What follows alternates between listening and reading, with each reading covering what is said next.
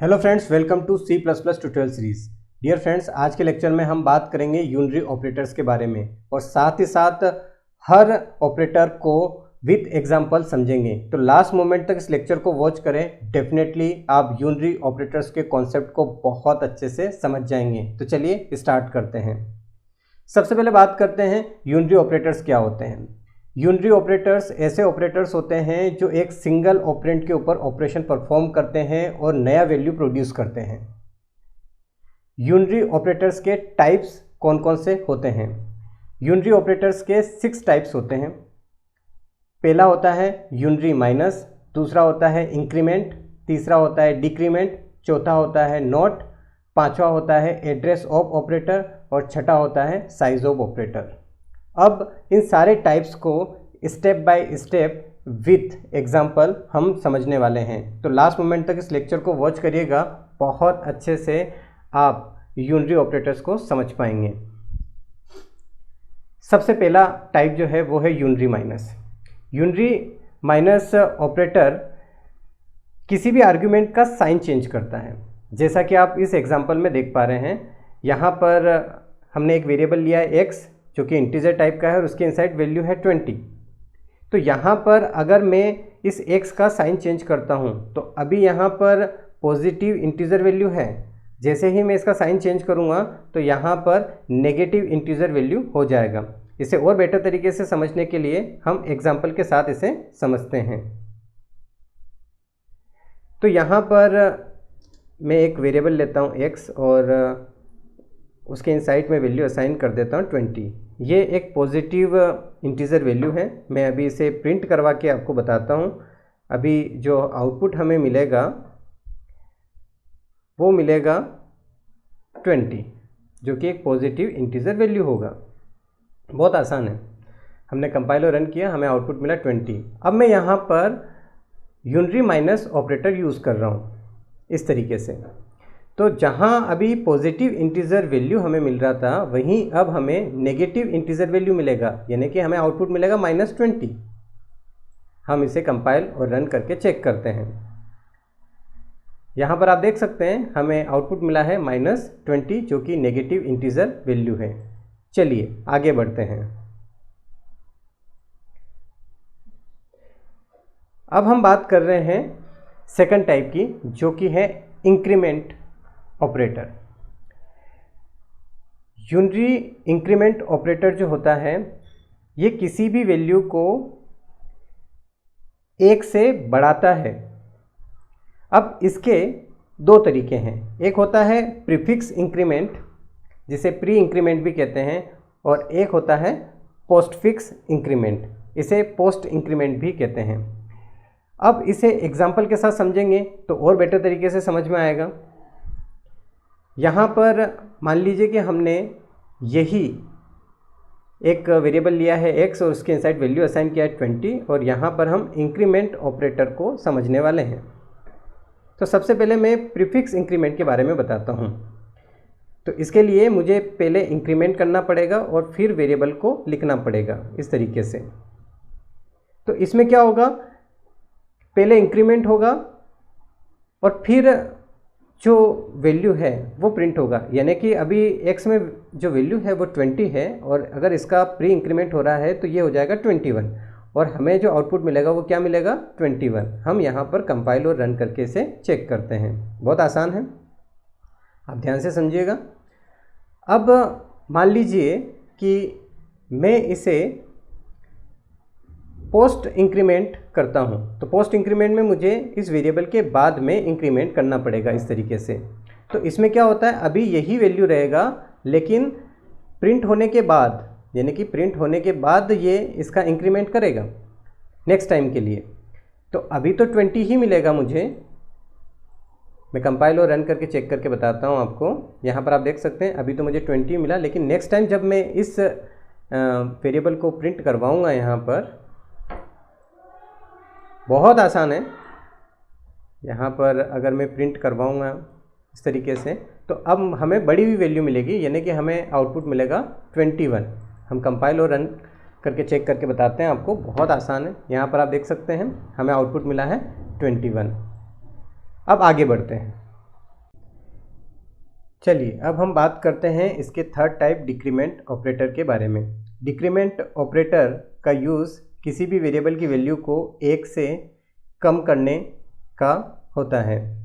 Decrement operator को आप दो तरीके से यूज़ कर सकते हैं। पहला होता है प्रीफिक्स डिक्रीमेंट और दूसरा होता है पोस्टफिक्स डिक्रीमेंट। इसे एक एग्जांपल के साथ समझते हैं और बेटर तरीके से आपको समझ में आएगा। यहाँ पर हमने एक वेरिएबल लिया x जिसके इनसाइड वैल्यू असाइन किया 20 और हम यहाँ पर प्रीफिक्स डिक्रीमेंट करके देखने वाले हैं।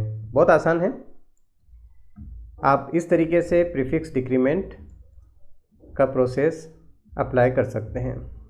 होगा ये कि पहले डिक्रीमेंट होगा और फिर प्रिंट होगा, तो यहाँ पर हमें जो आउटपुट मिलेगा वो मिलेगा 90। हम कंपाइल और रन करके चेक करते हैं, बहुत आसान है। आप देख सकते हैं आपको आउटपुट मिला है 19। अब हम पोस्टफिक्स डिक्रीमेंट करके आपको बताते हैं। इसमें वेरिएबल के बाद में इस ऑपरेटर का यूज़ करना होता है। इससे होता ये कि पहली बार तो आपको यही आउटपुट मिलेगा 20, क्योंकि ये बाद में डिक्रीमेंट करेगा। हम यहाँ पर कंपाइल और रन करके चेक करते हैं, यहाँ पर आपको अभी आउटपुट मिलेगा 20। नेक्स्ट टाइम जब मैं x को प्रिंट करवाऊँगा तो इसमें डिक्रीमेंट की हुई वैल्यू हमें प्रिंट होगी।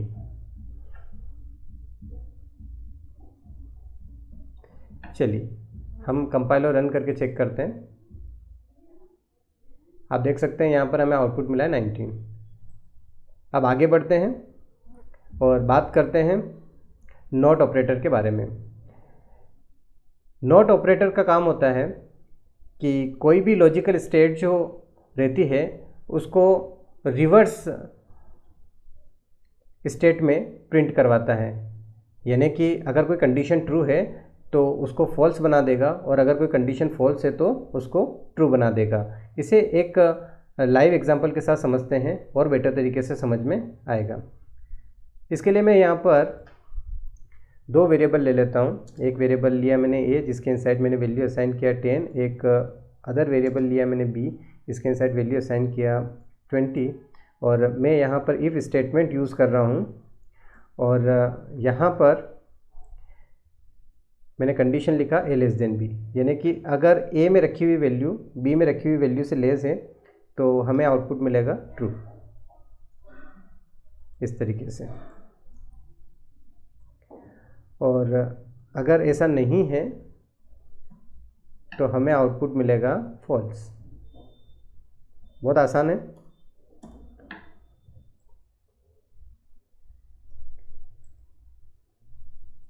तो यहाँ पर आप अभी देख सकते हैं कि जो a के इनसाइड वैल्यू है 10 वो b में रखी हुई वैल्यू 20 से लेस है, तो हमें जो आउटपुट मिलेगा वो मिलेगा ट्रू, क्योंकि यहाँ कंडीशन ट्रू है।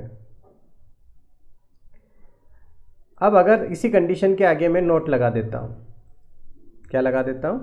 नोट।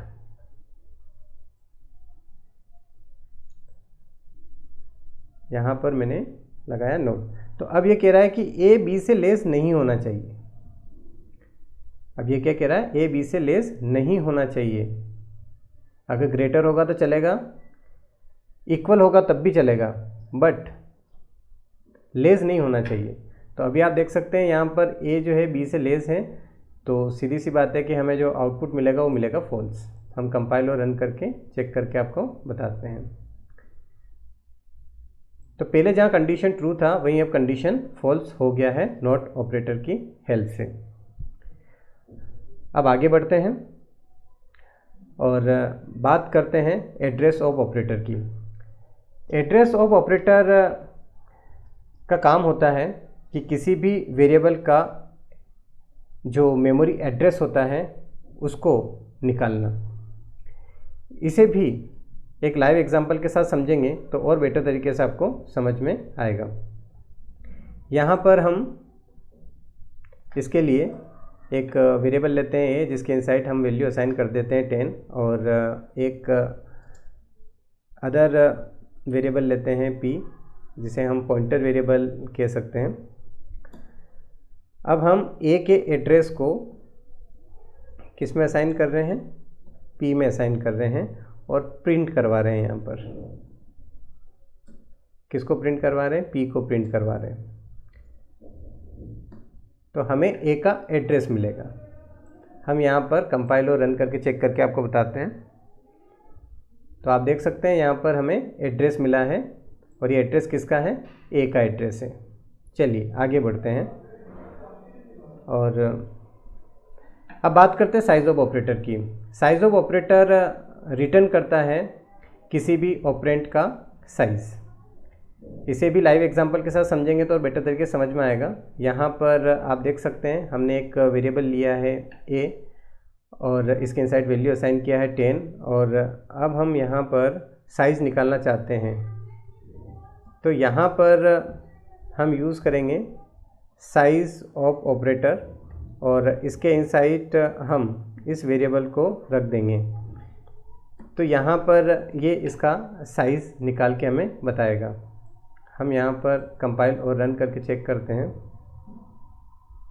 तो आप देख सकते हैं यहाँ पर इसने इसका साइज़ बताया है 4। एक्चुअली ये इसके जो टाइप होता है इंट, इसका साइज़ बता रहा है कंपाइलर के अकॉर्डिंग। तो यहाँ पर हमने यूनरी ऑपरेटर्स के बारे में डिस्कशन किया। आई होप कि आपको ये लेक्चर बहुत अच्छे से समझ में आया होगा। मिलते हैं नेक्स्ट लेक्चर में, तब तक के लिए बाय बाय।